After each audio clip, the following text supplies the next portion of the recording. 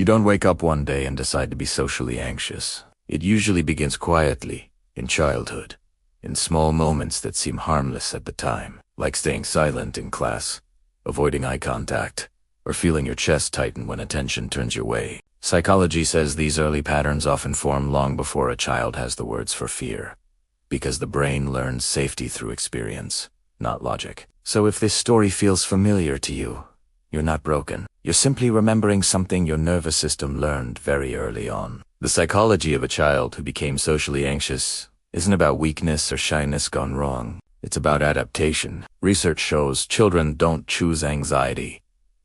Their brains choose protection. And once you understand how that protection was formed, the behavior finally starts to make sense. One of the first roots psychology points to is early social conditioning. This is where a child learns that being seen equals being evaluated. Maybe they were criticized, laughed at, ignored, or compared to others. So, your nervous system starts treating classrooms, gatherings, and even simple conversations like danger zones. Your brain releases cortisol, not because you're weak, but because it genuinely thinks it's keeping you safe from harm. Another powerful factor is attachment theory, which explains how emotionally unpredictable or overly critical environments can teach a child that connection is fragile.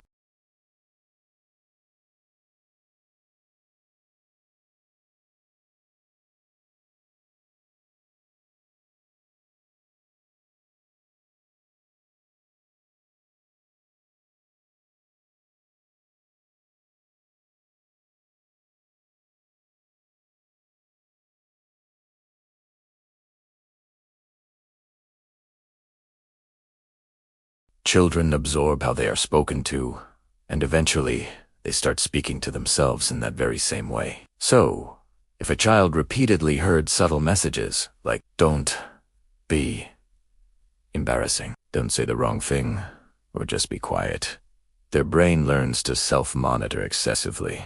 This programming turns into social anxiety as an adult, where every sentence feels rehearsed and every small mistake feels amplified into a catastrophe.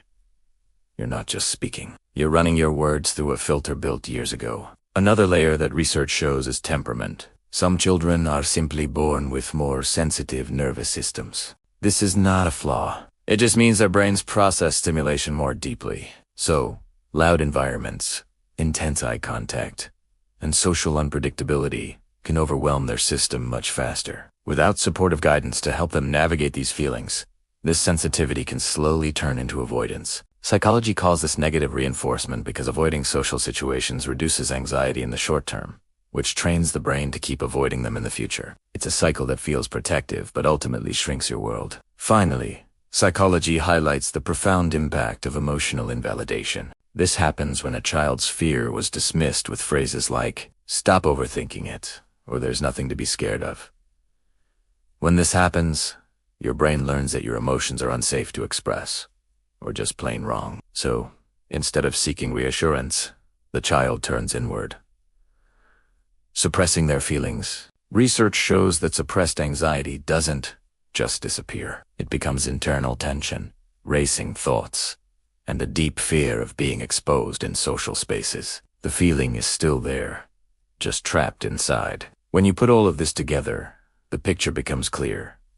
Social anxiety is not a personality flaw. It is a nervous system shaped by experience, learning patterns, and survival responses. Your brain did exactly what it was designed to do, protect you in the best way it knew how at the time. And that deserves understanding, not self-blame. Healing starts when you stop seeing it as a defect and start seeing it as a strategy that no longer serves you. If this resonated with you, remember that psychology also says what was learned can be unlearned. Awareness is the first powerful step, and self-compassion rewires the brain much faster than self-criticism ever could. If you want more psychology-based clarity like this, make sure to subscribe to the channel, and please share this with someone who needs to feel understood. Thanks for watching.